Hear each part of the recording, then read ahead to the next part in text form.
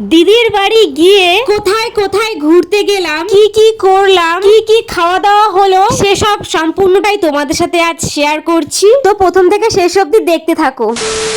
Hello viewers, আমার নাম সোনালি, আমি থাকি পানাগড়ে। যেহেতু বেশ কয়েকদিন ধরে পুকিরা দিদি বাড়িতেই ছিল, তাই আমি ভাবছিলাম পুকি হয়তো আমাদেরকে ভুলে গেছে, কিন্তু আমার ভাবনা একদমই ভুল ছিল। পুকি আমাকে আর মাকে দেখেই চিনে ফেলেছে। যাই হোক, অনেকদিন পর পুকিকে দেখে মনে অনেক আনন্দ লাগছিল। আর এই ভিডিওটা হলো বিকেল বেলার ভিডিও। দিদির বাড়ি পৌঁছেই খেয়ে দিয়ে আমি শুয়ে পড়েছিলাম একটু। তারপর ঘুম থেকে উঠে রেডি হয়ে আমি, ডিঙ্কা আর জিজু স্কুটি নিয়ে বেরিয়ে পড়ি একদম বাঁশবেড়িয়াতে।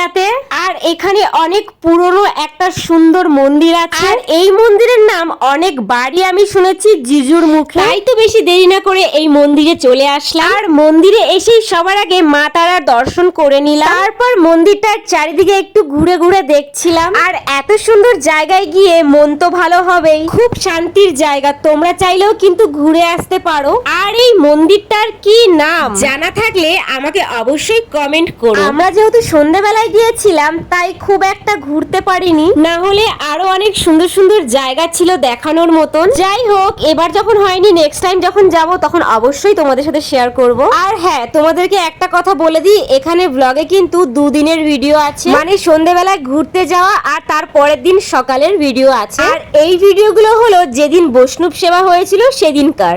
আর এইদিকে দেখো ভোগ রান্নার জন্য সবকিছু আয়োজন চলছে, আর এইদিকে সবাই একসাথে মিলে কাজ করছে যাতে রান্নাটা তাড়াতাড়ি হয়ে যায়। তারপর রান্না বান্না কমপ্লিট করার পর এখানে শুরু হয়ে যায় কীর্তন। আর কত লোক হয়েছে দেখো একবার, আর খুব সুন্দরভাবে কীর্তনটা হয়েছে, অনেক সুন্দর গান বাজনা হয়েছে, সবাই অনেক আনন্দ করেছি আমরা সবাই মিলে। গান বাজনা শেষ হওয়ার পর শুরু হয়ে গেল প্রসাদ বিতরণের পালা। আর সেদিন আমার শরীরটা অনেকটাই খারাপ ছিল, তাই সেরকম ভাবে কোনো ফুটেজ আমি নিতে পারিনি, তার জন্যই আজকের ব্লগটা এখানেই শেষ করছি। তো চলো, টাটা।